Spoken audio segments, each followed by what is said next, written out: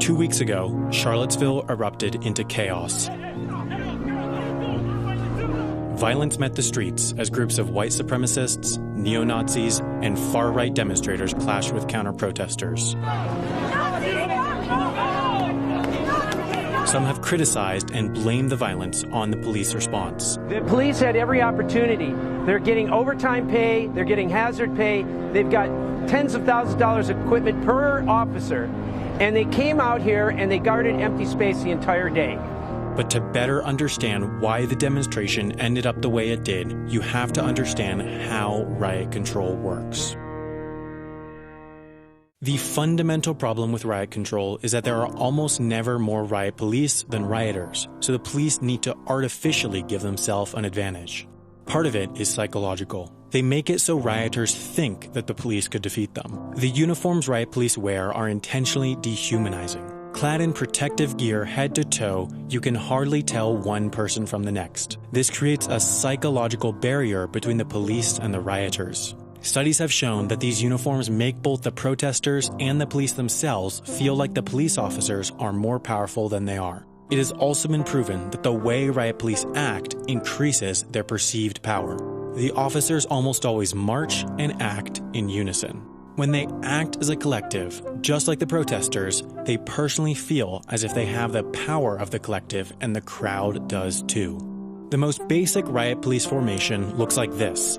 With the goal of moving the crowd to another location, the front echelon slowly advances, pushing rioters forward with their shields and batons.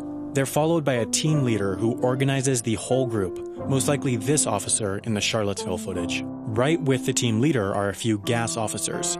You can see one here. They have tear gas or pepper spray to deploy over the front echelon towards any demonstrators that put up a fight.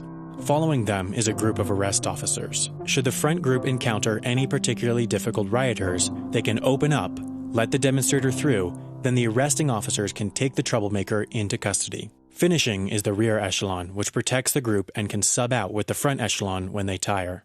Violence happens at rallies because of 3 facts. Crowds are anonymous, anonymity breeds violence, and violence lowers consequences. Crowds are de-individualizing. When you're just one of a number, you don't think or act as much like an individual person. A group of people, all with a common goal and a common way of thinking, breeds a collective conscience.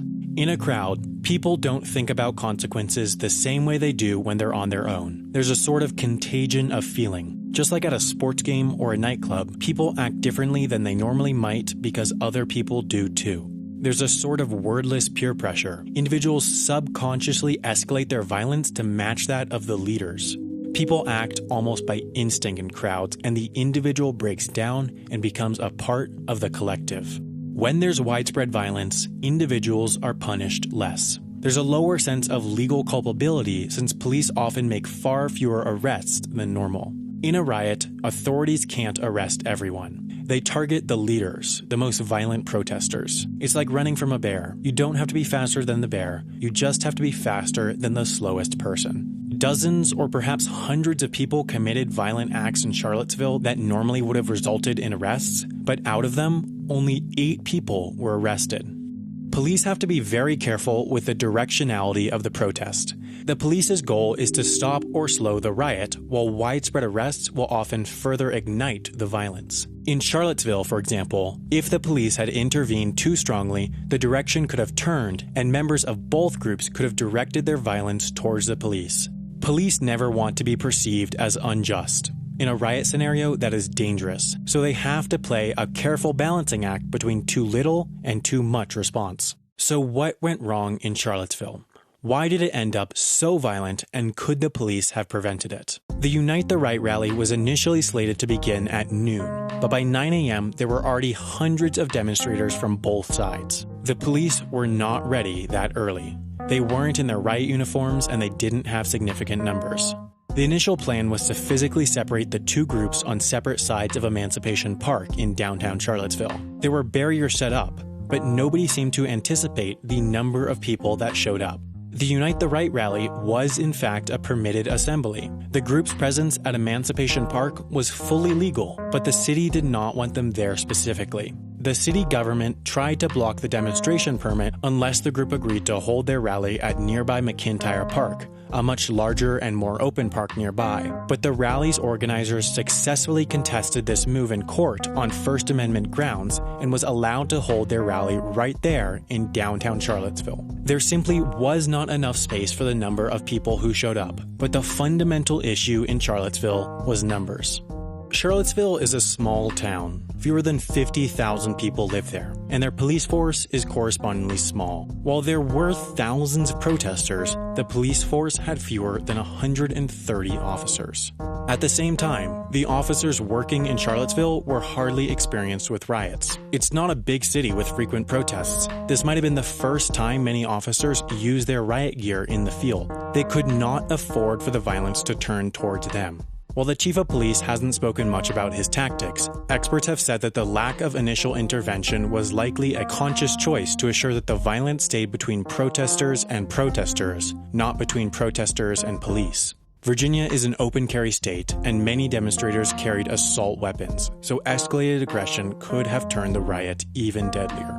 At around 11:40 a.m., the Virginia State Police declared the protest an unlawful assembly, meaning it was then illegal to participate. They subsequently began the process of breaking it up carefully. Now, how you break up a protest is very important. Doing it wrong can turn deadly. Their first priority was clearing Emancipation Park. This was both a symbolic and physical center of the protest. They made it known that the assembly was now unlawful. This gathering has been declared to be an unlawful assembly.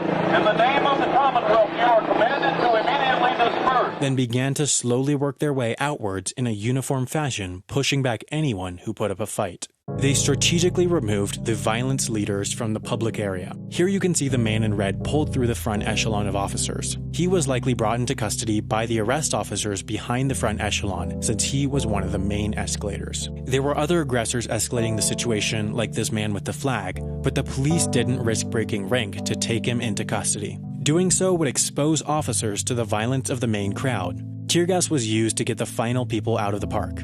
Part of the reason tear gas is so effective is because the discomfort it brings makes people stop their collective action to worry about themselves. It takes them out of the mass and has them concentrate on the individual. The park was eventually cleared, but the riot largely continued on the surrounding streets. What was important was that the police did not try to contain the demonstrators. They did try to contain the violence, but not the people. Whenever riot police intervenes, they always want to leave an escape route for the demonstrators who decide that they've had enough and want to leave.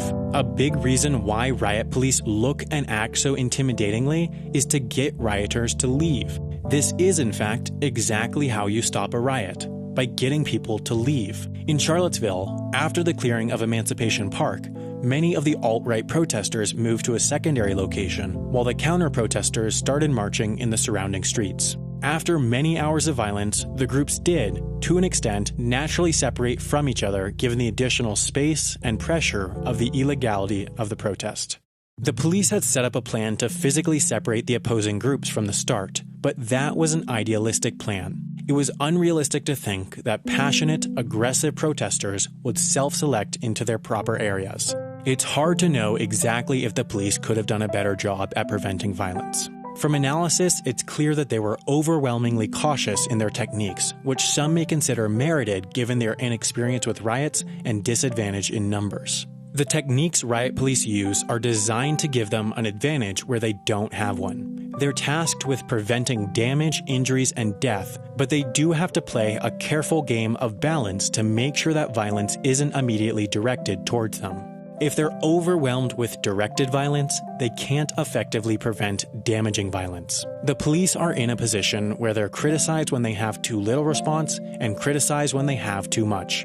Everyone's opinion on the proper level of response differs, so it's almost impossible for an assembly to occur without criticism of the police. Charlottesville was an unfortunate situation where thousands of people all came into a tiny town to hold one of the most violent and passionate protests of this decade. The best analysis of the police's response may be in the outcome. There were no directly preventable deaths, and damage to the city was minimal. The United States and many other countries around the world are centered on the idea of free speech, so these police officers have the unenviable job of deciding where the demonstration of this unalienable right stops and where dangerous, violent hooliganism begins. On a lighter note, I'll be launching a brand new channel this Thursday, August 31st. I don't want to reveal too much, but it's essentially the continuation of the old TWL series. All you should do now is subscribe here to get the first video right when it comes out.